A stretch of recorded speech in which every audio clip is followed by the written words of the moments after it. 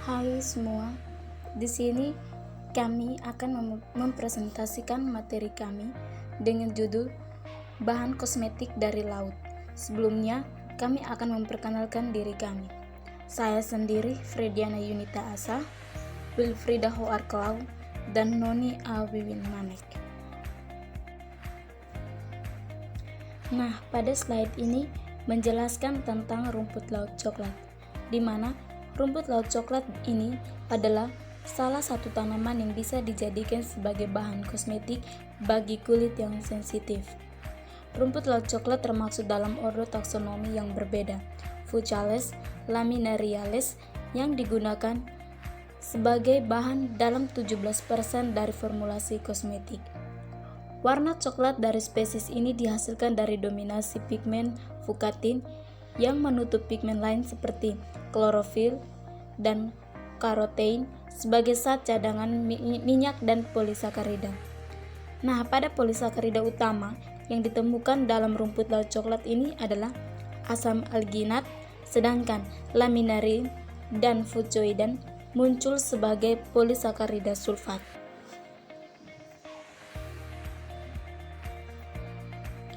Nah, yang berikut merupakan metabioaktif laut dari Limaneria ocroleusa. Sebuah studi berupa seperti ini dilakukan mengenai pola asam lemak, di mana pada spesies ini menunjukkan profil asam lemak kompleks. Ekstrak dari Laminaria ocroleusa telah dimasukkan dalam make up seperti pembersih, pelembab, dan self toners antara produk lain kosmetiknya. Ekstrak ini dianggap sebagai bahan penanganan kulit alami sebagai agen anti-inflamasi untuk iritasi kulit dan respon imun kulit dan melindungi DNA. Nah, metabolit bioaktif dari Ascophyllum nodosum adalah salah satu pemasuk bahan baku mengevaluasi kemanjuran formulasi yang mengandung Scopophilum nodosum dan Aspergillus armata atau ganggang merah. Yang berikut makroalga merah. Di sini terdapat gambar makroalga merah dan strukturnya. Baik, makroalga merah atau disebut juga dengan Asparagopsis armata, di mana merupakan rumput laut merah yang dapat ditemukan di pantai Eropa dan di Atlantik Timur Laut. Pigmen fotosintesis utama alga merah adalah klorofil A, karotenoid, dan phycobilen. Pigmen yang larut air yang terlokasi di phycobilisome yang memberi ganggang merah, di mana merupakan warna khas. Physocyanin telah terbukti memberikan sifat anti-inflamasi, antioksidan, dan penyembuhan luka. Selain pigmen fotosintesis, ganggang merah juga terdiri dari senyawa bioaktif menarik lainnya, di mana termasuk agar-agar, polisakarida sulfat, dan seperti mycosporin asam amino. Penggunaan praktis yang luas dari polisakarida ini didasarkan pada kemampuan untuk memberikan gel dalam larutan air dan bertindak sebagai stabilizer yang umumnya digunakan dalam krim, tongkat, sabun, sampo, lotion, busa, dan gel. Dan pada MAA atau mycosporin asam amino itu digunakan dalam formulasi kosmetik karena potensi fotoprotektif, antioksidan, dan sifat pelindung kulitnya, di mana merupakan sekelompok molekul yang larut dalam air dengan berat molekul rendah dan dapat menyerap radiasi ultraviolet dan menyebarkan energinya, dan energi yang diserap itu sebagai panas tanpa menghasilkan spesies oksigen reaktif, spesimen oksigen reaktif, sehingga menjadi alternatif penyerap ultraviolet alami yang menjanjikan. Oke, lanjut pada mikroalga. Di sini terdapat gambar mikroalga dan terdapat juga struktur pigmen dari Chlorella vulgaris. Agak baik, lanjut.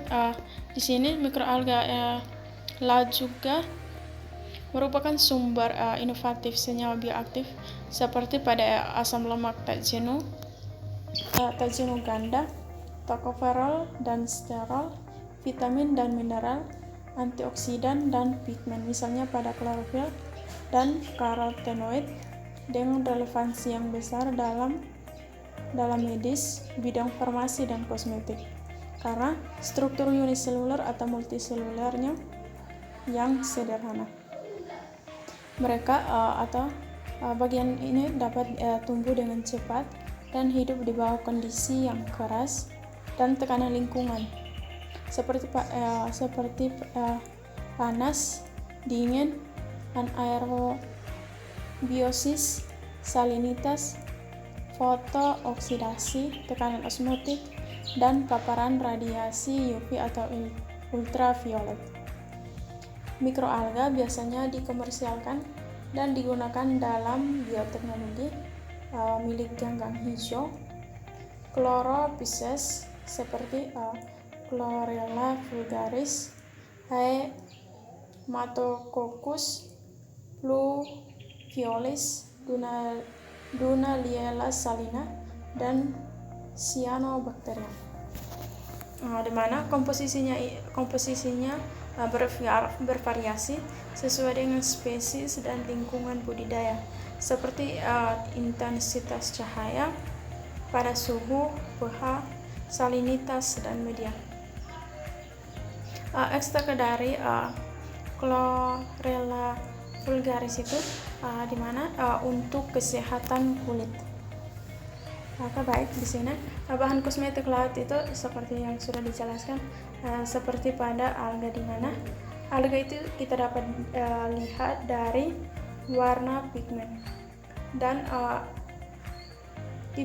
dan masing-masing alga itu memiliki manfaatnya masing-masing.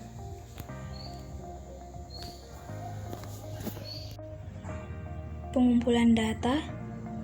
Komposisi kumpulan produk kosmetik perawatan kulit wajah dari multinasional produsen yang dipasarkan di para farmasi Portugis dan apotek dikumpulkan pada tahun 2019 untuk mengakses bahan aktif yang paling banyak digunakan dalam formulasi untuk sensitif kulit. Semua informasi yang tersedia di label produk dikumpulkan bersama dengan informasi yang tersedia di situs web produsen. Analisis data. Bahan laut yang terkandung dalam produk kosmetik untuk kulit sensitif terdaftar menurut Nomenklatur Internasional Bahan Kosmetik atau INCI. Setelah itu, data analisis sehubung dengan parameter berikut. Yang pertama adalah penggunaan bahan laut. Jumlah relatif produk kosmetik untuk kulit sensitif yang mengandung bahan laut dievaluasi dan dinyatakan dalam presentase.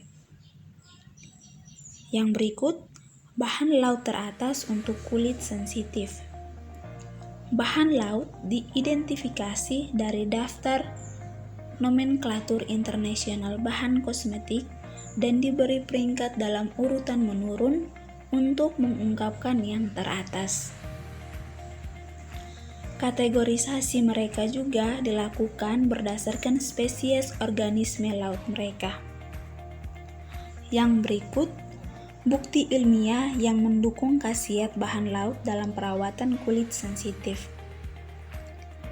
Data khasiat untuk setiap bahan laut dicari di database online, PubMed, Scopus, Cosmed, dan Skyfinder. Yang berikut adalah kesimpulan. Kulit sensitif mempengaruhi sebagian besar populasi di seluruh dunia, menjadikannya segmen yang menarik bagi industri kosmetik. Organisme laut memiliki jalur kimia unik yang mampu menghasilkan perancah yang belum pernah terjadi sebelumnya. Bahan laut hadir dalam 27% produk kosmetik yang dianalisis untuk kulit sensitif.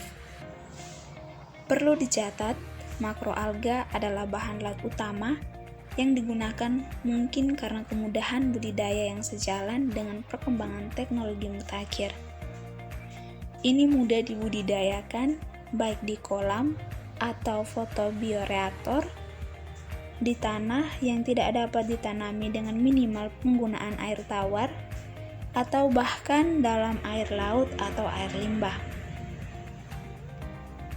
Perlu juga digarisbawahi bahwa di antara makroalga, alga coklat mewakili jenis utama alga yang digunakan dalam formulasi kosmetik yang dianalisis. 2 preparat dari ganggang coklat, ekstrak laminaria australeusa dan ekstrak Asopilum nodosum, 1 dari alga merah, ekstrak Asparagopsis armata, dan 1 dari mikroalga hijau, ekstrak Chlorella vulgaris ditemukan. Sekian hasil presentasi kami. Terima kasih.